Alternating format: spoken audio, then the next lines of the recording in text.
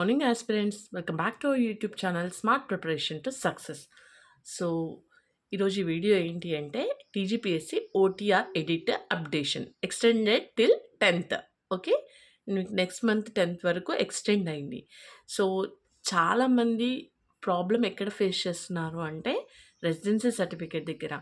So మాకు 1 to 3 bona fides లేవు, ఆ స్కూల్ కూడా లేదు, రెసిడెన్సీ సర్టిఫికేట్ ఇవ్వట్లేదు అని చెప్పి.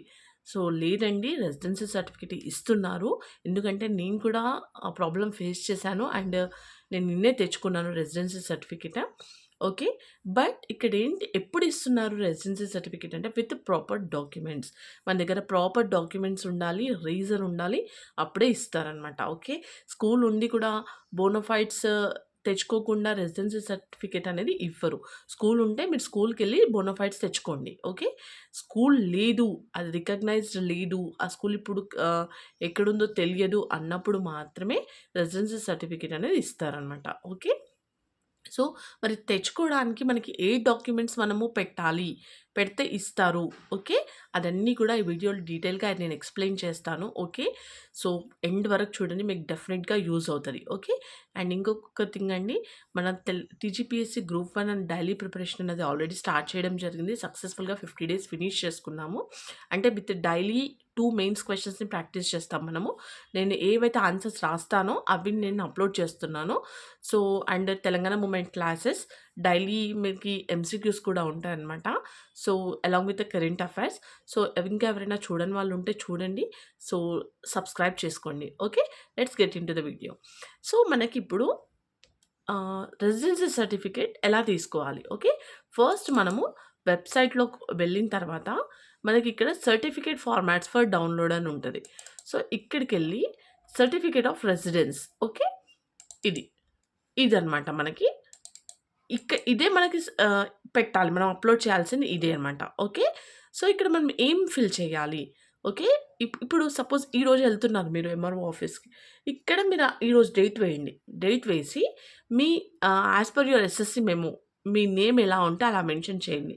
Son of or daughter of ఇక్కడ రాయండి. ఓకే, సో ఇన్ మంత్ మీరు 7th ఎప్పుడైతే కంప్లీట్ చేశారో, సో సపోజ్ ఏప్రిల్ మంత్ ఉంది. సో అండ్ సో ఇయర్ అక్కడ ఇయర్ రాసేసేయండి. ఓకే, ఇక్కడ నేను ఏం రాయలేదు. ఓకే, ఇక్కడ 3 years నాకు 1, 2, 3 లేవు కాబట్టి బోనోఫైడ్స్ నేను 3 years అని మెన్షన్ చేశాను. మీకు 4 years లేకపోతే 4 years మెన్షన్ చేయండి. ఓకే, సో ఇక్కడ చాలా మందికి ఇక్కడ కన్‌ఫ్యూజ్ అవుతుంది. ఫస్ట్ నేను కూడా ఫిల్ చేసేటప్పుడు నేను కూడా కన్‌ఫ్యూజ్ అయ్యాను. సో నేను ఏదైతే చదివిన ప్లేస్ ఉందో ఆ అడ్రస్ రాసాను ఇక్కడ. ఆ అడ్రస్ కాదు ఇక్కడ రాయాల్సింది. సో ఇప్పుడు ఫస్ట్ క్లాస్ మీరు సపోజ్ ఎగ్జాంపుల్ హైదరాబాద్‌లో చదివారు. బట్ మీరున్న విలేజ్ ఇంకో విలేజ్‌లో ఉన్నారు. సో మీ విలేజ్ అడ్రస్ రాయాలి. మీరు ఫస్ట్ క్లాస్‌లో ఆ విలేజ్‌లో ఉన్నారు, మండల్, డిస్ట్రిక్ట్, పీరియడ్ ఏ ఇయర్ నుంచి. సో ఇప్పుడు నేను 1998 నుంచి నాకు 2001 వరకు అనమాట. సో నేను అక్కడ అలా మెన్షన్ చేశాను. Okay, 1998 to 1999, 1999 to 2000, 2000 to 2001, first, second, third నేనున్న విలేజ్, మండల్, డిస్ట్రిక్ట్ రాసి ఇలా ఇయర్స్ రాశాననమాట. ఓకే, సో అది గుర్తుపెట్టుకోండి. మీరు చదివిన అడ్రస్ కాదు, మీరున్న విలేజ్ ఆ ఫస్ట్ క్లాస్ టైంలో చదివేటప్పుడు మీరు ఎక్కడున్నారు. ఓకే, అది రాయండి. సో ఇక్కడ మీరేం రాయొద్దు, ఇక్కడ వాళ్ళే ఇది చూసి స్టాంప్ చేసి ఇస్తారనమాట. Okay, clear. నౌ ఇప్పుడు దీంతో పాటు మనం ఏం డాక్యుమెంట్స్ సబ్మిట్ చేయాలి. ఓకే, ఆ డాక్యుమెంట్స్ కంపల్సరీ మనం పెడితేనే మనకు రెసిడెన్స్ సర్టిఫికేట్ అనేది ఇస్తారనమాట. ఓకే, సో ఇప్పుడు ఈచ్ అండ్ ఎవ్రీ డాక్యుమెంట్ ఏంటి అనేది నేను డిస్కస్ చేస్తాను. సో డాక్యుమెంట్స్ ఏంటి, ఫస్ట్ 4th క్లాస్ నుంచి మీకు డిగ్రీ అంటే మీ లాస్ట్ క్వాలిఫికేషన్ ఎక్కడి వరకు అవుతుంటే అవన్నీ బోనోఫైడ్స్ పెట్టాలి. మెమోస్ అవసరం లేదు, just bona fides. Okay, next date of birth certificate. Okay, మీకు ఒకవేళ in case date of birth లేదు, మీరు అట్లీస్ట్ హాస్పిటల్ నుంచి తీసుకుంటారు కదా, అదైనా సరే అదైనా పెట్టండి. నా దగ్గర కూడా డేట్ ఆఫ్ బర్త్ లేదు, బట్ నేను హాస్పిటల్ ఏదైతే ఉందో అది పెట్టాననమాట. Okay, next Aadhaar card. ఇక్కడ ఆధార్ కార్డ్ ఒకవేళ మీరు మ్యారేజ్ అయ్యుంది, ఆధార్ కార్డు వచ్చిన టైంకి అంటే మీకు ఫాదర్ అడ్రస్ ఉండదు కాదు కాబట్టి బట్ పెట్టండి Aadhaar card. Okay, next ration card. Before marriage ration card మీ ఫాదర్‌తో పాటు ఉందనుకోండి, ఇంకా అది చాలా బెటర్, అది పెట్టండి. మీ ఓటర్ ఐడీ. ఓకే, అంటే మీరు అక్కడ ఎక్కడైతే ఓటేసారో అక్కడ అనమాట.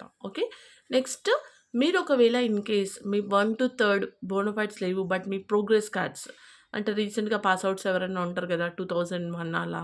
సో, వాళ్ళకి ప్రోగ్రెస్ కార్డ్స్ ఏమన్నా ఉంటే అవి పెట్టండి. ఓకే. ఇక్కడ ఏంటంటే ఇది చాలా హెల్ప్ అవుతుంది ప్రోగ్రెస్ కార్డ్స్. నాకు బోనఫైడ్స్ లేవు. బట్ ప్రోగ్రెస్ కార్డ్స్ అనేవి ఉన్నాయి. ఓకే. అవి పెట్టాను నేను. ఓకే. మీ ఫాదర్ ఆధార్ కార్డ్. ఇక్కడ ఇది చాలా చాలా ఇంపార్టెంట్. అఫిడవిట్. ఓకే. ఇది చాలా ఇంపార్టెంట్. ఇది మనకు కోర్ట్ నుంచి తెచ్చుకోవాలనమాట. ఓకే. కోర్ట్ నుంచి వెళ్ళి మీరు ఆల్‌మోస్ట్ రూ. 100 ఏమో తీసుకుంటారు. ఆ నోటరీ ఇచ్చిన తర్వాత దాన్ని వెళ్ళి టైప్ చేయించుకోవాలి. ఓకే. ఇక్కడ ఏం టైప్ చేస్తారు అనంటే మీకు ఫార్మాట్ వాళ్ళు చెప్పేస్తారు. ఏందంటే హ్మ్. సో, మీ 1-3 ఎక్కడైతే చదివారు అండ్ 4థ్ నుంచి మొత్తం లాస్ట్ క్వాలిఫికేషన్ వరకు ఎక్కడ చదివారో అని మనం ఎంటర్ చేసి, నాకు సో అండ్ సో క్లాసెస్‌వి బోనోఫైడ్స్ లేవు. సో, నాకు రెసిడెన్సీ సర్టిఫికేట్ కావాలి అని చెప్పేసి వాళ్ళు టైప్ చేసి ఇస్తారు మనకి. ఓకే. అక్కడ మీరు ప్రాపర్‌గా చెక్ చేసుకోవాలనమాట. ఓకే. మీ నేమ్, మీ ఫాదర్ నేమ్ అవన్నీ కూడా ప్రాపర్‌గా చూసుకోండి. ఓకే. అండ్ అక్కడ స్కూల్ నేమ్స్ కూడా చాలా ఇంపార్టెంట్. ఇయర్ చాలా ఇంపార్టెంట్. ఓకే. అవి కరెక్ట్‌గా చూసుకోవాలి. ఓకే. ఇది మాత్రం చాలా ఇంపార్టెంట్. నెక్స్ట్ మీరొక లెటర్ రాయాలి. అప్లికేషన్ అనమాట. ఆ లెటర్ ఏం చేస్తారు అంటే to the mandal revenue office so and so district పెట్టేసి సబ్జెక్ట్‌లో requesting for residency certificate for TGPSC examinations అది మెన్షన్ చేయండి. ఎందుకంటే మన ఎగ్జామినేషన్ కోసం కాబట్టి కన్సిడర్ చేస్తారు. ఓకే. రాయండి. సో, నా 1-3 ఆర్ 1-4 నేను చదివాను. బట్ ఆ స్కూల్ అక్కడ లేదు. సో, ఇప్పుడు నాకు బోనోఫైడ్స్ అప్‌లోడ్ చేయాలి. So, kindly I'm requesting you to issue the residency certificate. So, I'm submitting the documents అని చెప్పేసి పెట్టండి. అక్కడ మెన్షన్ చేయండి. ఏ ఇయర్ నుంచి ఏ ఇయర్ వరకు మీరు చదివారు. ఏవి కావాలి మీకు బోనోఫైడ్స్ సారీ రెసిడెన్సీ సర్టిఫికేట్ ఎన్ని ఇయర్స్ కావాలి అని చెప్పేసి. ఓకే. అలా ప్రాపర్‌గా లెటర్ అనేది రాయండి. ఓకే. నెక్స్ట్ ఇవన్నీ రాసిన తర్వాత ఇవన్నీ చూసి మీకు జీపీఓ అంటే మీ గ్రామ పాలన ఆఫీసర్ ఎవరైతే ఉన్నారో వాళ్ళు ఎంక్వైరీ చేసుకుంటారనమాట. ఆ పర్సన్ అక్కడ ఉన్నారా అని. చేసుకొని వాళ్ళు ఓకే అనుకుంటే వాళ్ళు ఒక లెటర్ రాస్తారనమాట. రాసి వాళ్ళు సైన్ చేసి ఇస్తారు. ఇచ్చిన తర్వాత మీకక్కడ ఉన్న ఆఫీసర్ ఎవరైతే ఉన్నారో అతను సైన్ చేస్తాడనమాట. అన్నీ చూసుకొని అన్నీ ప్రాపర్‌గా ఉన్నాయని చూసి సైన్ చేస్తారు. చేసిన తర్వాత మీకు ఎంఆర్ఓ సార్ కూడా సైన్ చేసేస్తారు. ఓకే. ఇక్కడ మీకు ఇంతకుముందు చూయించాను కదా నేను. అక్కడ స్టాంప్ చేస్తారనమాట ఇక్కడ. ఇవన్నీ చూసిన తర్వాత ఇక్కడ మీకు స్టాంప్ చేసి సి ఇస్తారు. ఓకే. ఇది మనం అప్‌లోడ్ చేయాలి. ఇక్కడ మీరు ఎలాంటి మిస్టేక్ కూడా చెయ్యొద్దు. ఇదే ఫ్ ఇద్ ఇద్ దీన్నే మనం అప్‌లోడ్ చేస్తాము. ఓకే. క్లియర్? సో, ఇది ప్రాసెస్. సో, ఇంకా మీకు ఏమైనా డౌట్స్ ఉన్నా కూడా కమెంట్ చేయండి. డెఫినెట్‌గా నేను రిప్లై ఇస్తాను. ఒకవేళ ఇన్ కేస్ మీకేమన్నా ఇందులో మిస్టేక్స్ అంటే డౌట్ ఏమన్నా వచ్చిందనుకో ఎంఆర్ఓ సార్‌కి ఏదైనా డౌట్ వచ్చి మిమ్మల్ని పిలిచినా కొంచెం రిక్వెస్ట్ చేయండి. కొంచెం రిక్వెస్టబుల్ చేసి చెప్పండి. సార్ ఆ స్కూల్ లేదు అని చెప్పేసి చెప్పండనమాట. ఓకే. ప్రాపర్ ఈ డాక్యుమెంట్స్ అన్నితో వెళ్ళండి. డెఫినెట్‌గా మీకు రెసిడెన్సీ సర్టిఫికేట్ అనేది వస్తది. ఓకే. నేను తెచ్చుకున్నాను. Okay, so for further more videos please like, share and subscribe my channel. Thanks for watching.